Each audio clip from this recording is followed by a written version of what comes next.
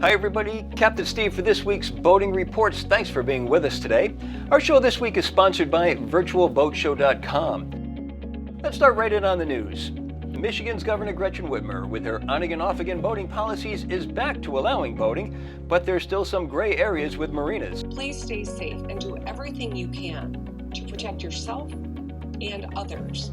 Washington announced that it will be opening boating, hunting, fishing, and golf on May 5th. That leaves only Maryland still closed. Meanwhile, the effects of the pandemic are being felt all over, including on the water, where Maryland is one of a handful of states banning recreational boating. It's a huge pause, a lot of money lost. A lot of businesses will not be able to survive. That's the unfortunate part about it. I mean, we all want to get through this virus, but we also want to be able to, have our jobs. So now there's an effort to get the state of Maryland to safely change course. This Change.org petition has thousands of signatures and counting. The National Marine Manufacturers Association says boating makes a $3.5 billion economic impact every year in Maryland. For everyone else, don't screw up the social distancing. Everyone is watching. Queensland and Western Australia have loosened COVID-19 restrictions on recreational boating. Members of the same household can travel 50 kilometers from home for pleasure boating as of Saturday. Fishing and using boats for exercise has been allowed previously. Boaters still need to practice social distancing and are encouraged to be smart when on the water. And here's a problem that I know we all have. Where can I register my super yacht? Well, if you live in Russia and are friends with Vladimir Putin, there are a number of incentives to keep your yacht registered locally now, such as exemptions from taxes, including VAT. But so far the territories of choice remain with places like the Cayman Islands and British Virgin Islands. Sorry comrades, better luck next time. Now for our viewer questions. This is one that I've been sitting on for a while because frankly it stumped me for a bit, but deserves some serious contemplation. Dear Captain Steve, what is the most cost-effective boat to do a great loop on? Jimmy V, Clearwater, Florida. Well, first, let's be clear on the Great Loop. It's a circumnavigation of eastern North America. I mean, frankly, you could do it in a 16-foot tiller outboard. So let's narrow it down to cost-effective trips on a cruising boat. Gas power is out. Diesel is the way to go. I'd probably choose a single over a twin because the Great Loop is about the journey, not the destination, so we're not going fast. And one engine is cheaper to run than two, which brings me to why have an engine running at all? Perhaps an electric hybrid is the answer, and that narrows down the field considerably. Case in point, the Greenline 33 hybrid. Now this is a boat that uses solar panels on the roof to charge batteries that run an e-drive motor that turns the shaft. We can also run the 220 horsepower diesel to drive the boat and charge the batteries as desired. And inverters allow all equipment on board, from lights to refrigeration to air conditioning, all to be run on batteries, so we don't even have to pay for docking overnight. To illustrate a worst-case scenario, we ran the 33 hybrid e-drive on an overcast rainy day, and the solar panels were still putting out about 700 watts into the batteries. And according to this gauge, we can run for over 7.5 hours at about 4.5 to 5 knots. So our range on electric is about 30 miles, and that's in an overcast. On a sunny day, you can go most of the day, even with the refrigeration and air conditioning running. Turn on the diesel, and you can recharge a depleted battery in about half an hour. And you can select diesel or electric with the flip of a switch, and both use the same throttle control. So for a cost-effective, great loop trip, I'd consider the Greenline with its hybrid capability. Now, big news over at Formula Boats. It looks like a new boat is just finishing the development stage, and here to talk to us about it is the president of Formula Boats, Scott Porter. Thank you, Captain Steve. It's great to be with you today. I understand you've got a new boat in the works. We do. It's very exciting. It's the 380. We actually have had the model as a stern drive now for about 6 months. We're ready to launch it as an outboard. We have several people waiting for them, and we're really excited. It's actually being tested as we speak at the lake. Now, this is a super sport crossover. Yes, it is. It is the beginning model of that series. We were very successful with our CBR models, our crossover bow riders.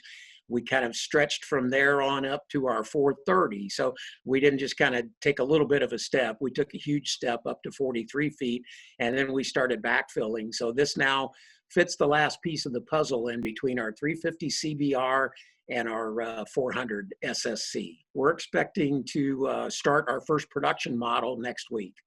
Now, is it just a matter of adding a bracket to the back of the boat and putting outboards on it? We had to design this as a completely different hull.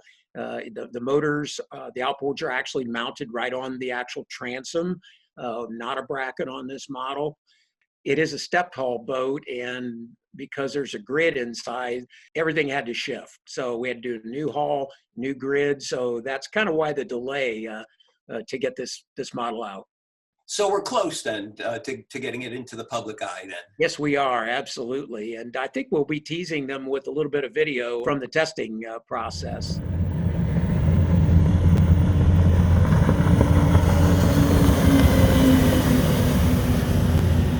As far as the factory goes, how's everything looking with getting back into business and getting everybody up and working?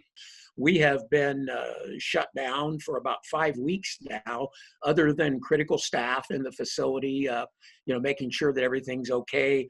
We've worked a few people in our engineering area just to stay up on this project, the 380, and then also our next development project. But our goal is, it sounds as though we're going to restart Monday, and that is our plan. We have a lot in place for safety measures for our work team, and we're ready to go. We're supposed to hear Friday, the final on that we will come back on Monday. Great, that's excellent. And I'm really looking forward to seeing this boat, and as I'm sure everyone else is too. So thanks so much for telling us about it, and we look forward to actually getting our hands on it. So thanks so much for joining us today. Thank you, Captain Steve. We appreciate the opportunity. It's an exciting new model. For more information on this, or of course any of the Formula models, just go to BoatTEST.com. Now, in last week's episode, we added some questions from the captain's exam, and it was immensely popular. So let's try again to see if you are a super captain. Let's start with deck safety. You are on a boat fighting a Class B fire with a portable dry chemical fire extinguisher. The discharge should be directed A, to bank off a bulkhead into the fire, B, at the seat of the fire starting at the near edge, C, over the top of the fire, or D, at the main body of the fire. Well, the correct answer is B. Some may have said that you should aim at the main body of the fire, but that will not put the fire out. It's burning from the bottom. Since they don't say bottom in the answers, you can infer seat to mean the bottom. Aim at the seat and sweep back and forth along the edge, hopefully moving that edge into the fire until it's out. Now, how about a general navigation question? The difference between the heights of low and high tide is the A, range, B, period, C, depth, or D, distance. Well, the correct answer is A, range. When you're tying up to a fixed pier, adjust your lines according to the range of the tide. Now, boats aren't all created equal. Some excel in areas, others not so much. So here's a little bit of info to help you make some more informed decisions with 5 things you must know. This week's topic, batteries. First, you shouldn't just see a battery sitting in a tray. It should be either strapped in place or in a battery box that's secured in place. The point being, the battery cannot move more than 1 inch from its position if pushed with a force of 90 pounds or twice the battery's weight, whichever is less. Now that makes sense if you picture the boat rolling in heavy seas. They cannot be installed directly above or below a fuel tank, fuel fitting, or fitting in a fuel line. Each one must be protected so that a metallic object cannot come into contact with the ungrounded terminal. That's your positive terminal. So we look for either a cover over the terminal, or the battery is in a battery box, or in a dedicated compartment just for the battery. Battery cables shall not be connected with wing nuts. They get clamped and bolted. And if we add wires to it, we can't have more than 4 terminals on a battery stud. Now, in case you missed it, here's a couple of clips from some of the many boats we've tested recently. First is a luxury distance cruiser with handling characteristics as good as her fit and finish. It's the Palm Beach 70 Fly. Take a look. This much anticipated yacht represents the height of everything that the Palm Beach brand is so well known for: elegance, style, fit, and finish. The bottom line is, no 2 boats are alike. Each is built to a specific client's desires. The interior is accessed from a center-mounted door and up 2 steps. As we enter the salon, I'm immediately impressed with the sheer amount of natural light entering through the large side windows.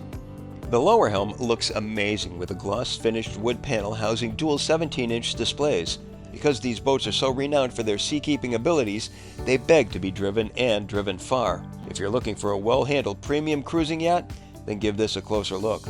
And next is an open bow cruiser from Cruisers Yachts with outboard power, 6 feet of headroom in the cabin, and the company's new beach door. It's the 38 GLS. This sleek new bow rider is not only packaged with outboards, but it's finished with that luxury cruiser craftsmanship we tend to see in the Cantius line.